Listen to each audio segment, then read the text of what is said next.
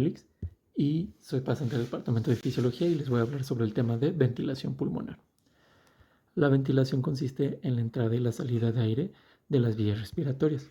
Esto ocurre principalmente a dos acciones: la contracción del diafragma, que nos permite modificar el eje longitudinal de la caja torácica, y el ascenso y el descenso de las costillas, que nos permite modificar el eje anteroposterior de la caja torácica. La ventilación la podemos dividir en dos fases, en una fase de inspiración y en una fase de expiración. En una respiración tranquila, la inspiración es un proceso activo donde solo ocurre la contracción del diafragma, y la expiración es una fase pasiva donde solo ocurre la relajación del diafragma, además de la retracción de los pulmones. Cuando queremos meter más aire dentro de los pulmones, realizamos una respiración forzada, donde la inspiración va a agregar las acciones de más grupos musculares, como el esternocleidomastoideo, los intercostales externos, el serrato anterior o los escalenos. Y la expiración pasa a ser un proceso activo, donde ahora se incluye la acción de los intercostales internos y de los músculos abdominales. Es importante mencionar que los pulmones van a estar rodeados de una membrana conocida como pleura. La pleura se divide en dos partes: una capa visceral que está adherida a los pulmones y una capa parietal que está adherida a la caja torácica. La pleura tiene un espacio entre estas dos capas que se conoce como espacio pleural. Este espacio pleural maneja una presión negativa. Entonces, presión pleural la vamos a abreviar con P mayúscula, P minúscula. Esta presión pleural es negativa debido a que hay dos fuerzas opuestas. La caja torácica tiende a expandirse hacia afuera y los pulmones tienden a colapsar hacia adentro, por lo que jalan ambas capas de las pleuras en sentidos opuestos, lo que genera un efecto de vacío. Este efecto de vacío es lo que nos da la presión pleural negativa, que en reposo es de aproximadamente menos 5 centímetros de agua. Todas las medidas de presión que se mencionan en este video se van a manejar con este valor de centímetros de agua. Esta presión pleural negativa es importante para que se lleve a cabo la inspiración y la expiración y para mantener a los pulmones adheridos a la caja torácica. Ahora, ya que mencionamos esto de la presión pleural, ya podemos hablar sobre las fases de la inspiración y de la expiración. En la inspiración, lo primero que va a ocurrir va a ser la contracción del diafragma. El diafragma, cuando se contrae, se va a aplanar. Con este aplanamiento del diafragma va a ocurrir una expansión de los pulmones. Nuestros pulmones se expanden y esto condiciona muchos cambios. El primero de estos es un cambio en la presión pleural. La presión pleural se va a hacer mucho más negativa, pasando de ser de menos 5 centímetros de agua, ahora pasa a ser de menos 7 a menos 8 centímetros de agua.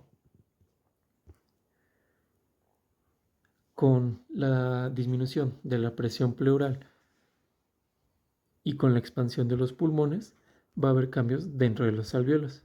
Aquí les dibujamos un alvéolo. Con esto, los alvéolos se van a expandir.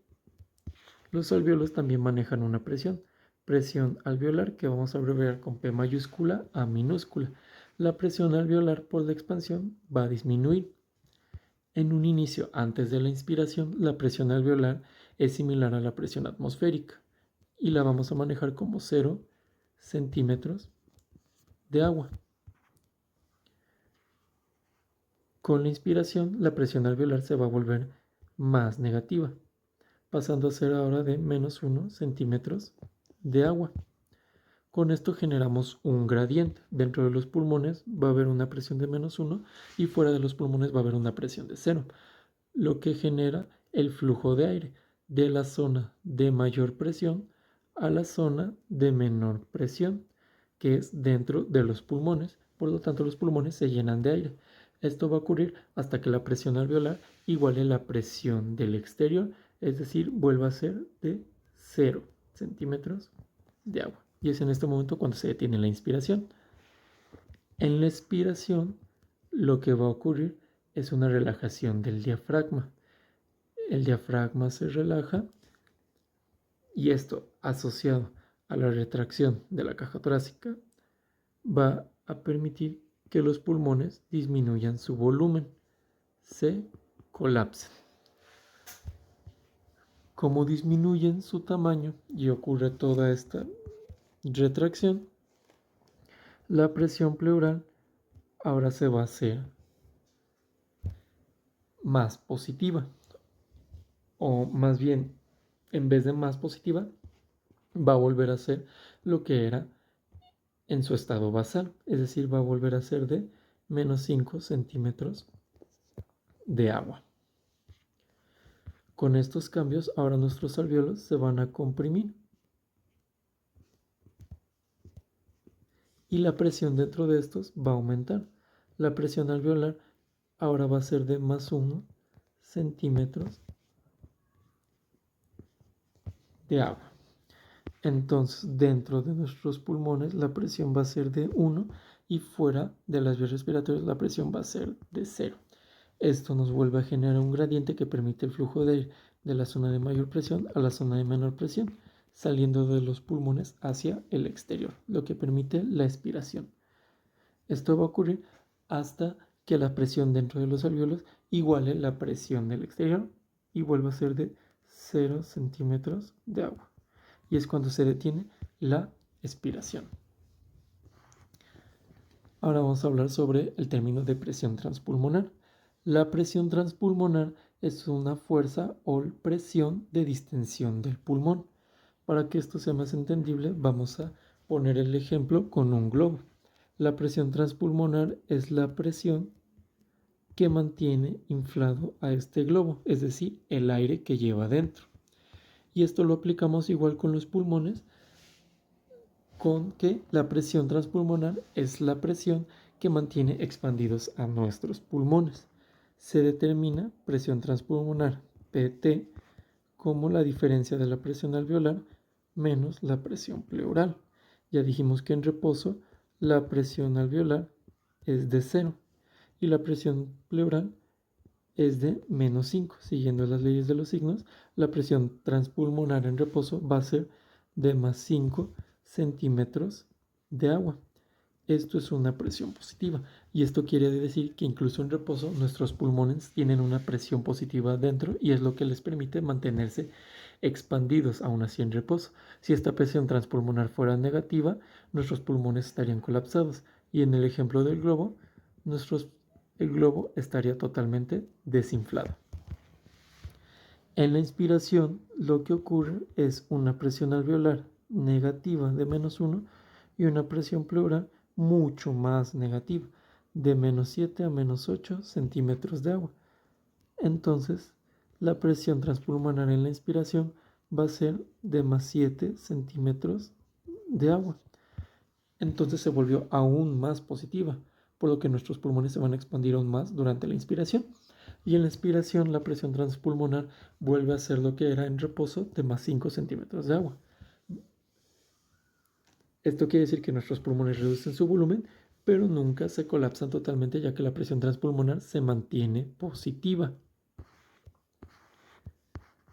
Ya que entendemos lo que es la presión transpulmonar, podemos entender lo que es la complianza. La complianza es la capacidad del pulmón de distenderse. Siguiendo el ejemplo del globo, la complianza sería la capacidad del globo de aumentar su tamaño conforme va entrando más aire dentro de él. Y esto se aplica igual para el pulmón. Es la capacidad del pulmón de expandirse conforme el aire ingresa dentro de nuestro pulmón. La complianza tiene un límite. Esto quiere decir que por más aire que nosotros metamos, nuestros pulmones ya no van a poder expandirse más allá de este límite. La complianza la medimos con los valores de mililitros por centímetros de agua. Y esto lo entendemos con que con una modificación de la presión va a haber una modificación en el volumen de nuestros pulmones. Con un aumento de 1 centímetro de agua va a haber una modificación de 200 mililitros en el volumen pulmonar. En los pulmones ya dentro de la caja torácica, esta modificación por 1 centímetro de agua es menor, pero se determina que aproximadamente la compliance es de 200 mililitros por centímetros de agua. Con esto podemos trazar una gráfica de volumen por presión transpulmonar. Esta tiene una rama inspiratoria y una rama expiratoria. Entonces, con la inspiración va a ir aumentando la presión dentro de nuestros pulmones y esto va a condicionar un aumento del volumen. Si llega al límite a una meseta, entonces por más presión que aumentemos, nuestro volumen no va a aumentar.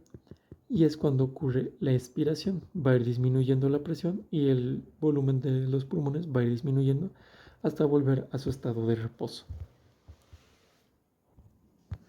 La complianza va a depender de la retracción elástica.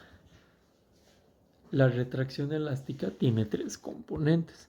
La caja torácica, que por sí misma limita la expansión de los pulmones. Las fibras elásticas. El pulmón va a contener fibras elásticas dentro de su tejido. Estos los podemos comparar con resortes. Los resortes tienen la capacidad de estirarse y permite que nuestro pulmón aumente su tamaño, pero hasta cierto límite, donde por más que estiremos nuestro resorte ya no va a alargarse más y le permite al pulmón volver a su forma original sin sufrir ningún daño. Y el tercer factor y más importante es la tensión superficial. La tensión superficial se refiere a la fuerza con la que se atraen las partículas de agua en una superficie, lo que les permite generar, por ejemplo, la superficie de un lago o una gota de lluvia.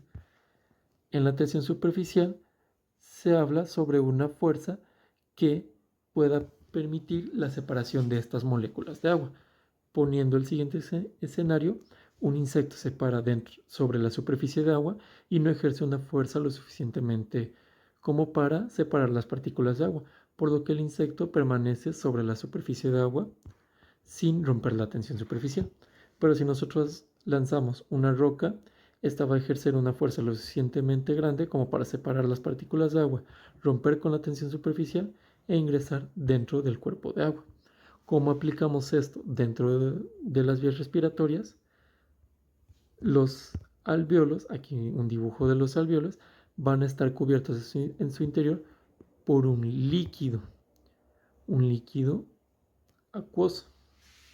Este líquido, por lo que explicamos de la tensión superficial, sus moléculas de agua se van a atraer fuertemente entre sí. ¿Y qué pasaría si esto ocurre? Nuestro alvéolo se colapsaría y el flujo de aire sería mucho más difícil en este alvéolo colapsado. Se necesitaría una fuerza mucho mayor para expandir este alvéolo colapsado para que ocurra el flujo de aire, como una inspiración forzada, pero esto sería totalmente agotador para nosotros. Entonces, ¿cómo evitamos esto? Tenemos otra vez nuestro alvéolo cubierto de líquido en su interior. Esto va a modificarse por la presencia de algo llamado factor surfactante, que lo estoy dibujando en amarillo. El factor surfactante es una secreción compuesta de lípidos que lo que hace es disminuir la tensión superficial. ¿Cómo lo hace? Al reducir la interacción de las moléculas de agua entre sí, ya que los lípidos son hidrófobos. Entonces, las moléculas de agua se van a atraer con menor fuerza, lo que evita el colapso de nuestros alvéolos, permitiendo que las vías respiratorias se mantengan permeables. En un recién nacido prematuro, estos no sintetizan factor surfactante, por lo que ocurriría el primer escenario donde nuestros alvéolos se colapsan y se requerirían fuerzas mayores para generar el flujo de aire. Pero como los bebés no pueden generar respiraciones muy intensas, entonces estos desarrollan una dificultad respiratoria llamada síndrome de dificultad respiratoria del recién nacido. Entonces, como conclusión, si nosotros tenemos una tensión superficial elevada por la atracción de las partículas de agua, la complianza es reducida porque los alvéolos colapsados disminuyen la expansión de los pulmones. Pero si nosotros disminuimos la tensión superficial con factor surfactante, la complianza es mucho mayor, ya que se mantienen expandidos nuestros alvéolos. Por último, vamos a hablar sobre lo que es el flujo y la resistencia al flujo. El flujo de aire puede adquirir dos patrones: un flujo laminar, que es paralelo a las paredes de las vías respiratorias, y un flujo turbulento, que es mucho menos organizado y no es paralelo a las paredes de las vías respiratorias. ¿Cómo sabemos que un flujo es laminar o turbulento? Calculando el número de Reynolds. El número de Reynolds se calcula con la siguiente fórmula, donde R minúscula es el radio de las vías respiratorias, B es la velocidad del flujo, D es la densidad del gas y N es la viscosidad del gas. La viscosidad y la densidad van a ir de la mano hablando sobre el flujo de aire, ya que un gas con baja densidad va a ser menos viscoso, como por ejemplo un gas compuesto principalmente de helio.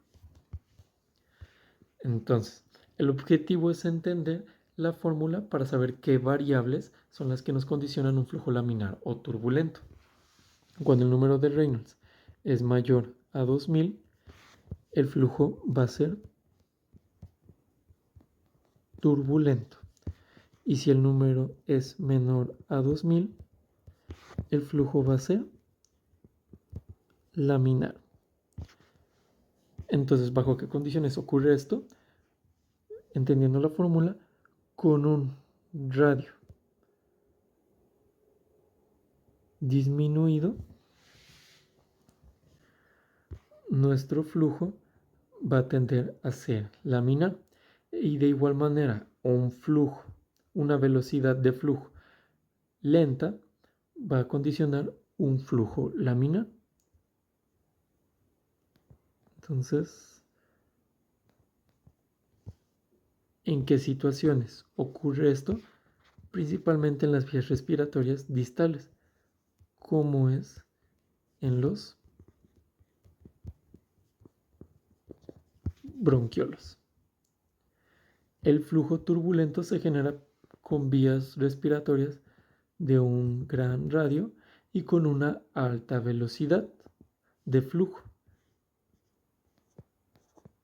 Entonces, ejemplificándolo aquí, ¿en qué vías ocurre esto? Principalmente en las vías aéreas más proximales, como puede ser la tráquea o a nivel de la laringe. El flujo laminar es un flujo de baja energía que va a ser difícil de escuchar, y es por eso mismo que se necesita del estetoscopio para apenas escuchar el ruido del flujo laminar por las vías respiratorias distales, como son los bronquiolos. Y en cambio, un flujo turbulento es de mucha mayor energía y es mucho menos difícil de escuchar con el estetoscopio. Por último, la resistencia al flujo. Se habla de resistencia como una fuerza que se opone al flujo de aire. Esta se calcula por medio de la siguiente fórmula, donde N minúscula es la viscosidad, L es la longitud, pi es el valor de 3.1416, R es el radio y elevado a la cuarta potencia. Entonces, de igual manera, el objetivo es entender qué variables son las que nos condicionan una alta resistencia al flujo. Ya mencionamos que la viscosidad va de la mano con la densidad, entonces un gas con baja densidad nos va a permitir un mejor flujo de aire. Los principales factores van a ser la longitud y el radio. Una vía respiratoria de gran longitud con un radio o diámetro reducido va a tener una gran resistencia al flujo. Y una vía respiratoria de corta longitud y con un gran diámetro va a tener poca resistencia al flujo. Con esto se podría entender que las vías respiratorias más distales del árbol bronquial son las que tienen la mayor resistencia al flujo a nivel de los bronquiolos terminales principalmente, pero esto no es así, ya que estas vías respiratorias se van a encontrar en paralelo. Entonces sus resistencias no se suman de forma exponencial, como lo ponemos en este ejemplo. Resistencia 1 más resistencia 2 nos dan la resistencia total. Cuando las vías aéreas son paralelas, como en las vías aéreas distales, las resistencias se suman en fracción, lo que nos da un valor mucho más reducido. Entonces, la resistencia es máxima principalmente en las primeras generaciones del árbol bronquial. En las últimas, la resistencia disminuye por esta organización en paralelo.